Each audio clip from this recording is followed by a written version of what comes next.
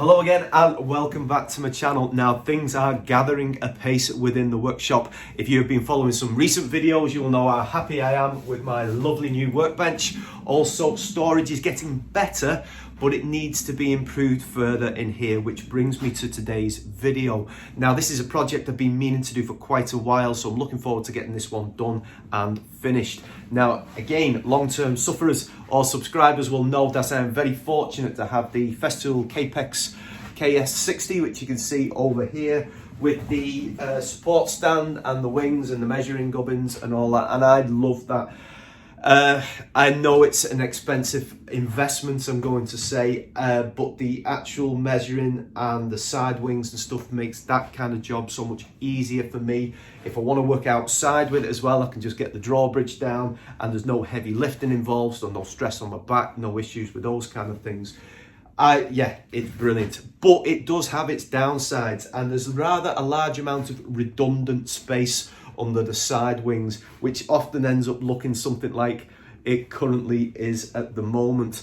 And another sort of negative, shall we say, if I just pan round actually and I'll show you, and I'm not the first person to say this, is the wings can be a little bit on the wobbly side. Now it's okay for me, it doesn't bother me when I use it in any way, but could it benefit from having a little bit of additional support to firm them up a bit? Yeah, to be honest, I think it could. So the idea for today's video is to build a cabinet, very simple, no fancy, let's say again, I'm not going to set the maker's world alight with some fancy designs, a really simple plywood cabinet on casters to go underneath. And what I'd actually like is where the, let's come back here, where the support wing comes out here, I'd actually like to have a little bit more, maybe a piece of hardwood timber in front of it. So if I'm actually just using my pad to write a few things down or just something to rest on or support, so it actually comes up flush to the wing here, I'd like that, and maybe behind as well. I haven't decided fully on that one yet. So it does give me the opportunity to use my new workbench. As I say, it's nothing going to be any fancy, it's probably just going to be dominoes and stuff together and get that clamped up with some shelves in between, so it's going to be split into two parts. And yeah, let's just get on with it. Let's get it measured up to where we need it to be, get onto the workbench, get that kind of done and see where we're at with that.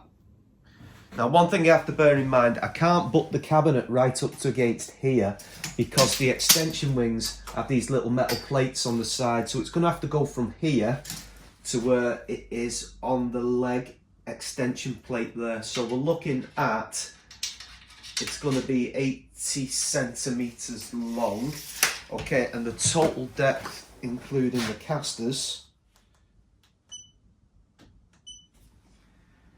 yeah, it's 88.4, so we'll do it at 88 centimeters in total, 80 width, and then we just got the actual depth. Now if I want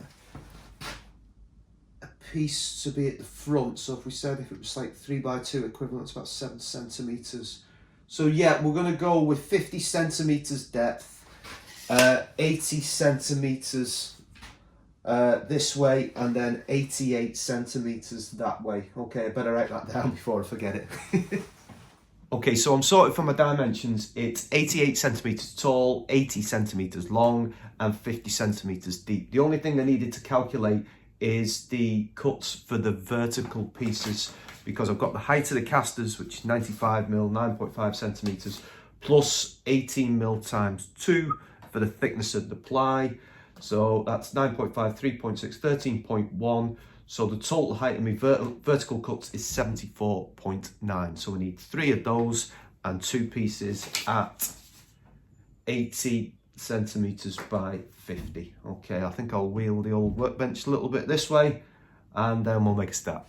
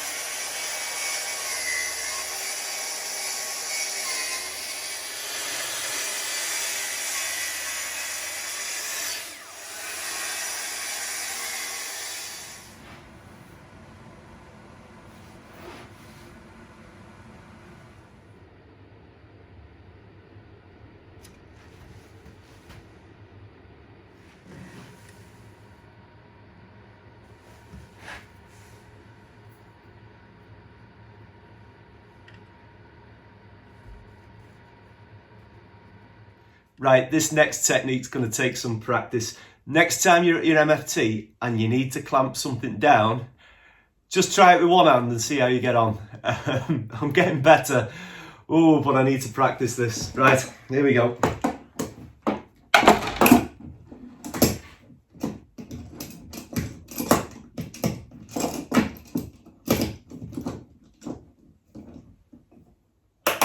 Oh, yes.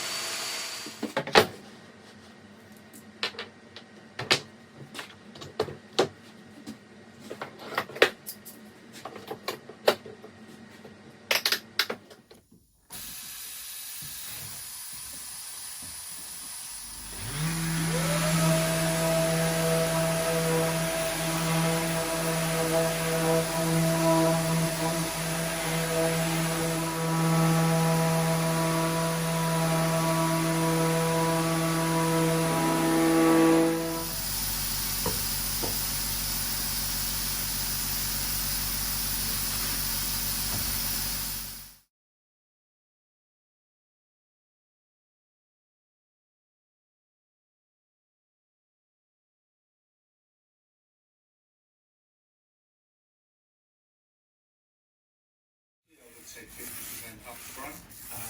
So another kind of bad experience I had was a dartboard case. I wouldn't say it was a bad experience because it was just like a kitchen utensil, because it didn't have a scraper, and that just scraped it all off, and then it was sanded. It's like, oh, why did I not fuss keep? I should have known this was going to work.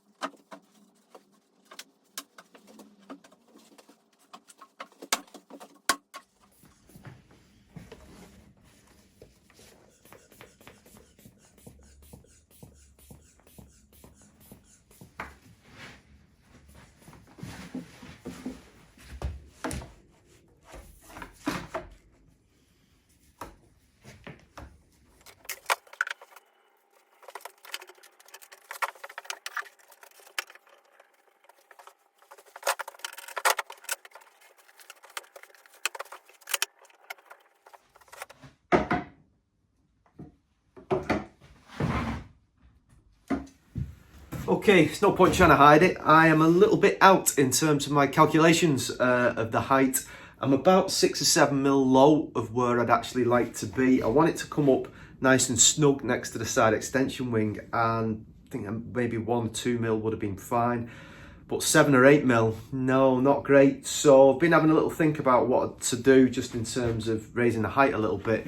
And I've come up with an idea. I've got some piece of hardwood in. Now my understanding is that this is hemlock. I don't know if you'd be able to help me out with that.